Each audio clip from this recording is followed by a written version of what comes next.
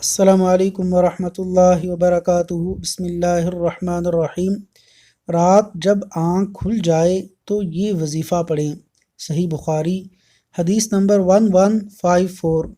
نبی اکرم صلی اللہ علیہ وسلم نے فرمایا کہ رات کے وقت جس کی آنکھ کھل جائے تو وہ یہ کہے: لا الہ الا اللہ وحدہ لا شریک لہ لہ الملک ولہ الحمد وہو علی کل شیء قدیر، الحمد للہ وسبحان اللہ ولا الہ الا اللہ واللہ اکبر ولا حول ولا قوة الا باللہ العلی العظیم، اللہم اغفر لی۔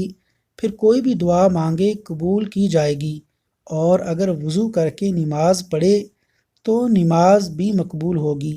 اللہ تعالی عمل کی توفیق عطا فرمائے، آمین۔